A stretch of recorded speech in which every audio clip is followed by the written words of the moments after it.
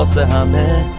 اگه صلحه که این تنها چیزه که نور راه منه، من یه ایرانی بیریام که مخالف درگیریام، وگرنه اگه زور باشه میمونم توی راه تنه.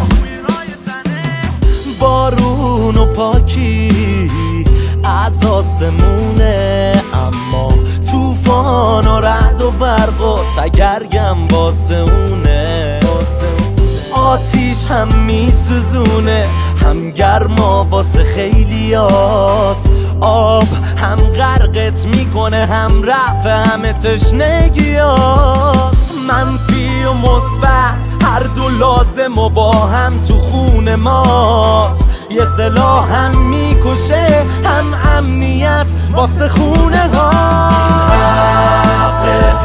مسلم ما، مسلم ما، خلیج مسلح فارس، مسلح فارس. این حق مسلم ما، حق مسلم ما، خلیج مسلح فارس، مسلح فارس. منم معلم هندسه و ریاضیم، نه قاطی بازی سیاسی هم. نه میدونم چی میگذره تو این مملکت، نه میدونم کی به کجا حمله کرد، ولی میدونم یه بوی خسته ای میاد و هر چیزی انرژی هسته ای میخواد.